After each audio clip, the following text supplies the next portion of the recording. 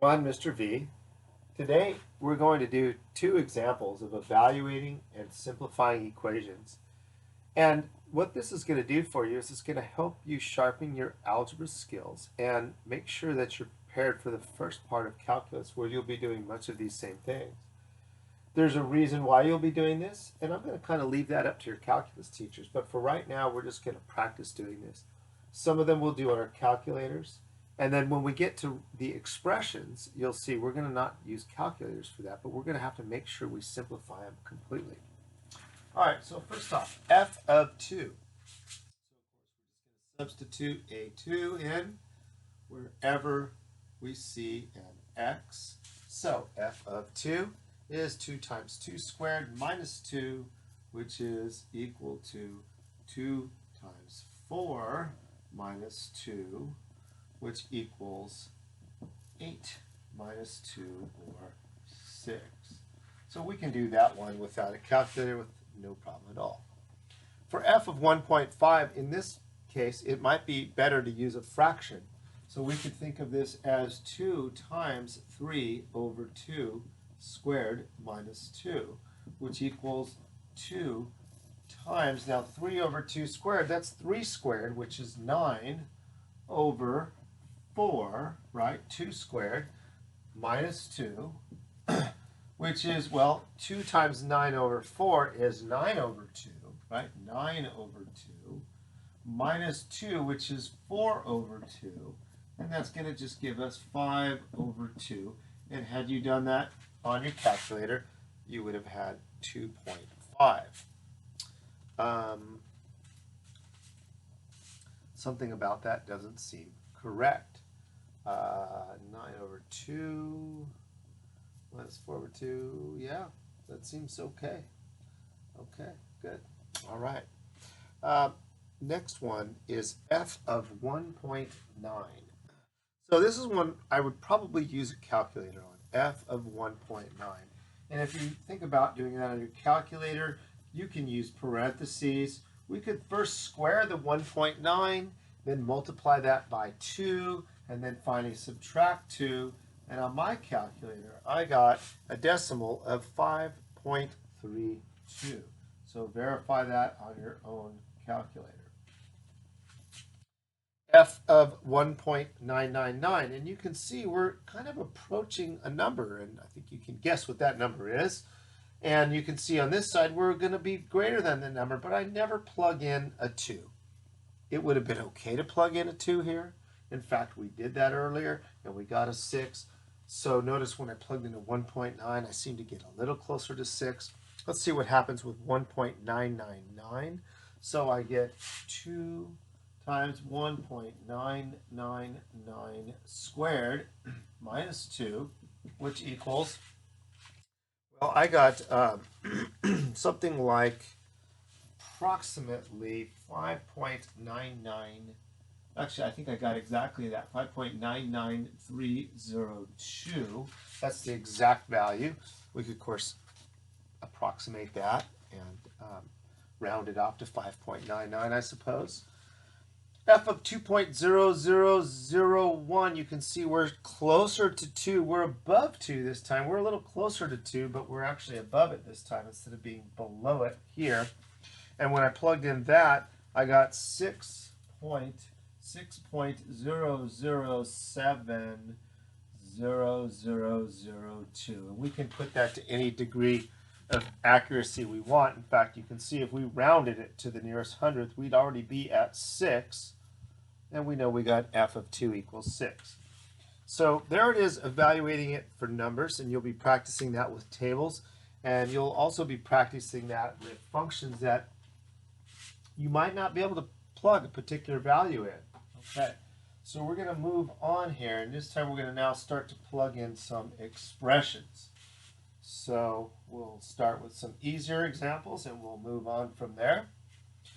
Beginning with f of a. So f of a, we're on f right now. So problem number f, I'm going to ask you to find f of a.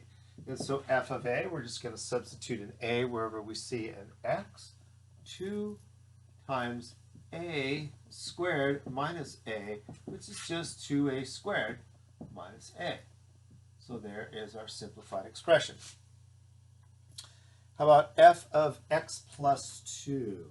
Let's plug that in and see what we get. F of x plus 2. So this time the expression we're going to plug in is x plus 2. So everywhere we see an x here and here, we're going to plug in an x plus 2.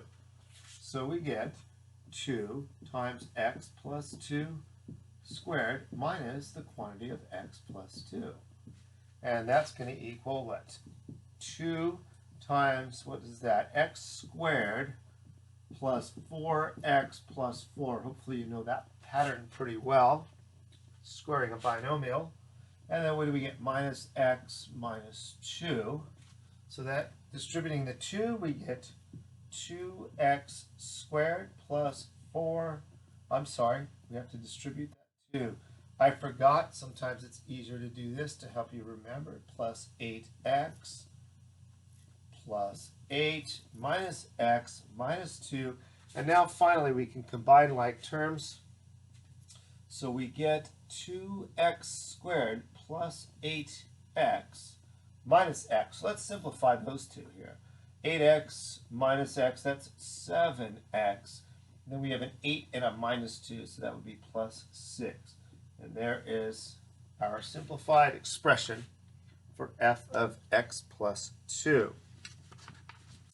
All right, let's move on with a couple more here. We're going to try a few more here where this time we're going to plug in a similar kind of expression, but instead of a variable and a number, we're just going to do two variables. Okay, so again, f of x, sorry about that, equals 2x squared minus x. So now we're going to find f of a plus h.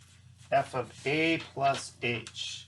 So we're going to get 2 times a plus h squared minus a plus h. And a plus h squared, so we square the first term. We multiply the terms together and multiply them by 2. Plus h squared, that's our pattern for squaring a binomial, minus a minus h, which gives us 2a squared plus 4a. I'm sorry, that's not 4a, that's 4ah. 4ah.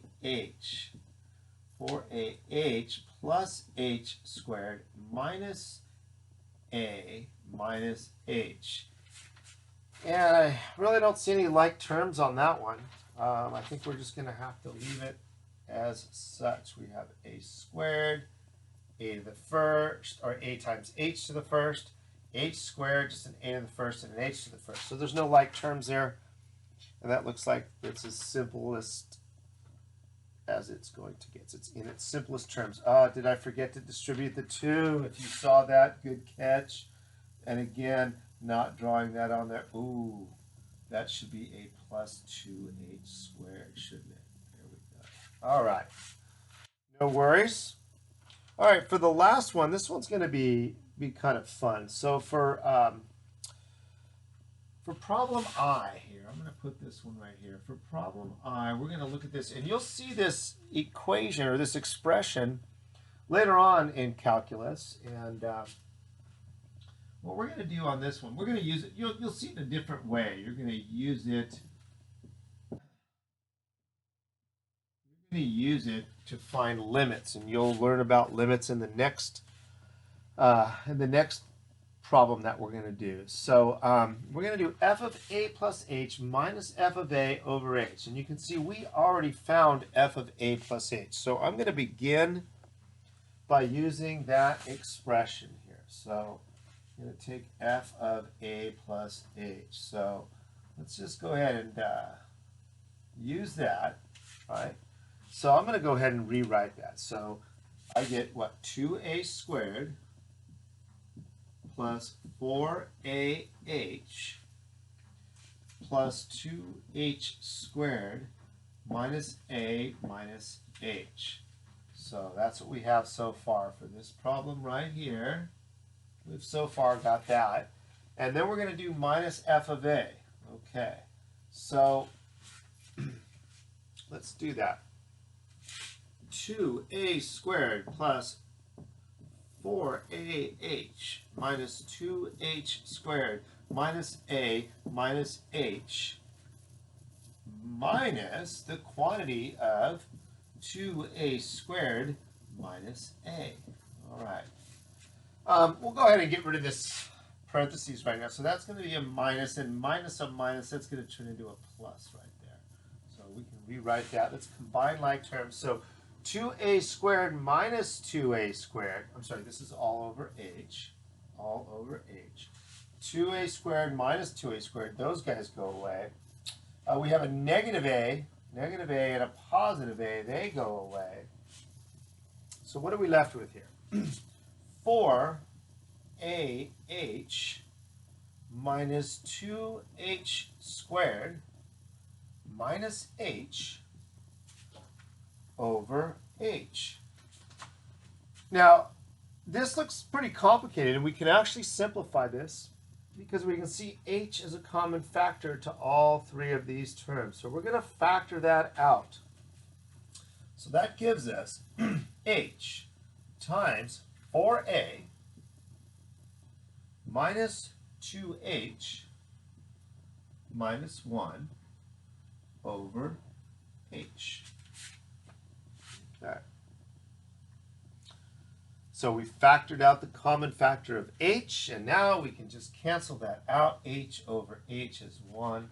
And so we're left with our final simplified answer, 4a minus 2h minus 1. And that's what we want to be able to do. We want to be able to simplify that answer down to a more manageable expression. And that's probably the more challenging part with these, and that the algebra is usually the more difficult part. All right, let's look at a second example here. This time we're going to do a rational function. Okay, so example 2, we're going to do a rational function here. All right, sorry while I wipe my board down. There we go. All right, so next example, we're only going to do 2 examples today. Example 2, we're going to simplify each of these expressions. So we're going to plug in some values and simplify just like we did before, but this time, instead of a quadratic, as we had in example 1, we have a rational expression, right? It's a fraction.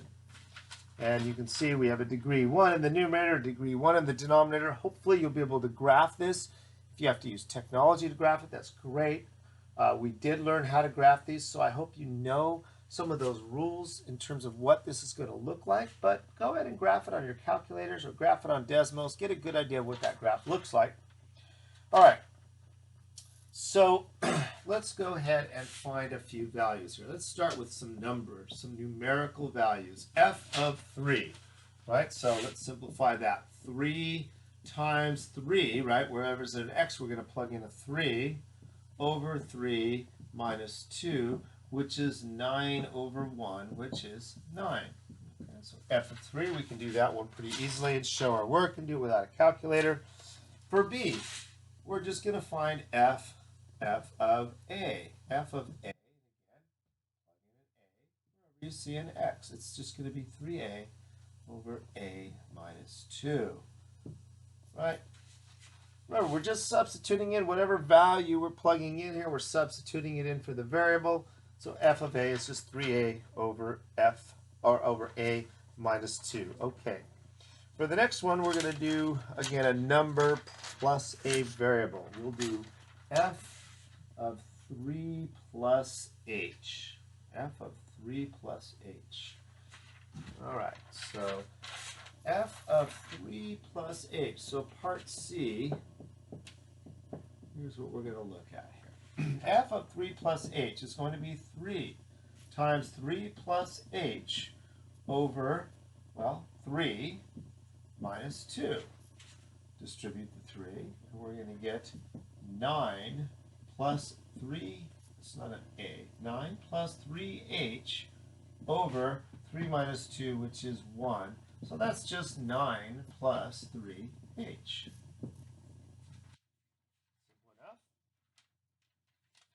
Let's do two variables again. How about let's use x plus h on this one. So part D, f of x plus h is our input. All right, you can work on that right now on your own if you'd like to. While I write it up here, think about what is f of x plus h. This is part D.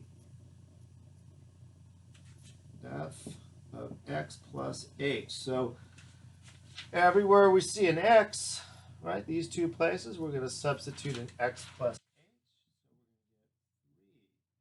So we're going to get 3 times x plus h over x plus h minus 2. We really can't simplify it. This answer is perfectly acceptable because there's nothing I'm going to be able to do with the numerator. In fact, sometimes it's nice to have that in factored form. You could multiply it out and write it like so. I don't think that either of these answers is any more simplified than the other. I guess it's just the context of how we'd be using it. All right, so we're going to go ahead right now and find f of x plus h minus f of x over h. So think about why this form right here might be better to do that, because we might find some like terms, and then again we might not. So what we're going to do is we're just going to go ahead and use that expression, and we're going to go ahead and rewrite this right here. So what is f of x plus h minus f of h, right, minus f of x over h. Okay, so let's do that. So we already got x plus h. What is f of x plus h? And I was telling you, I think that this might be a better expression to use in this case.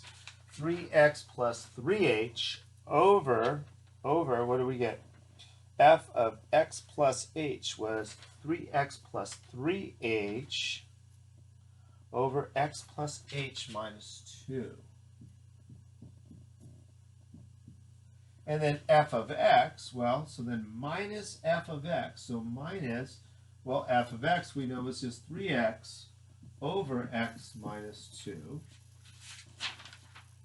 And all of this is over h. Now that looks rather daunting, but if you remember back to simplifying rational expressions, when you're presented a problem like this, you're going to want to combine these two fractions right here, those two fractions. And you want to do that by finding an LCD.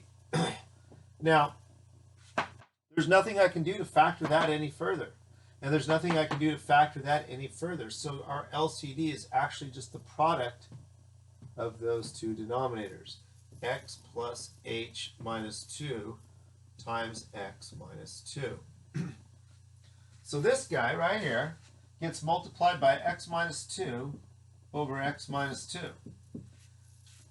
And this one right here, well, that one gets multiplied by x plus h, x plus h minus 2 over x plus h minus 2.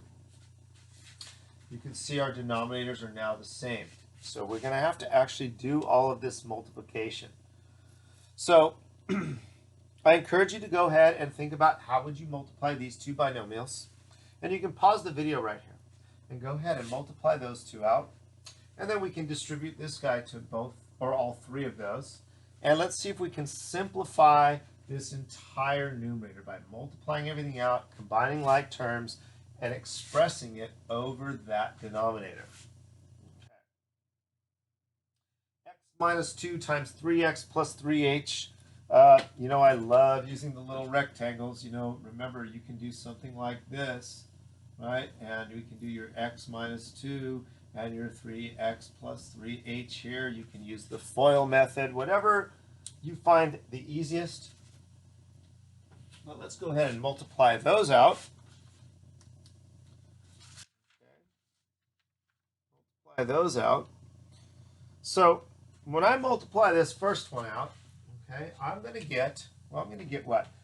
3x squared minus 6x plus 3xh,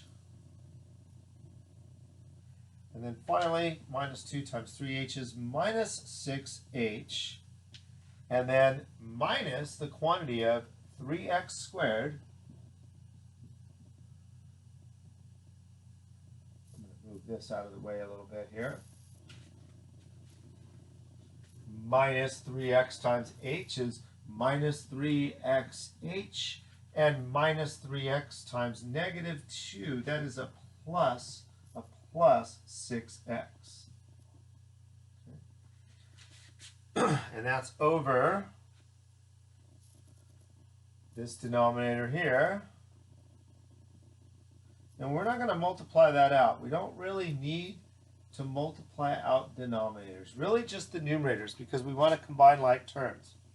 Okay, so I can see a few things that are just going to naturally cancel out. We have a 3x squared and a negative 3x squared. Those guys are gone. We have a negative 6x and a positive 6x. Also eliminated.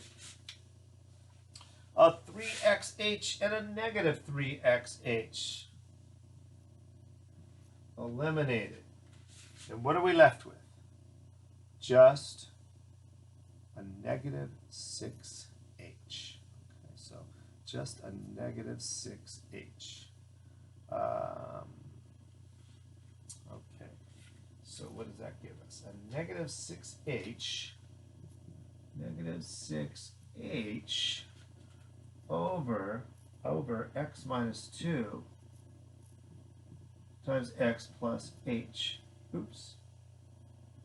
Minus 2. I don't think we can simplify that any further.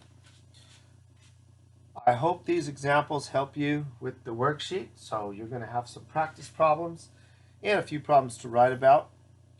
Next lesson, we're going to talk a little bit about limits and what does that mean? Some of those questions I asked you at the end of this activity.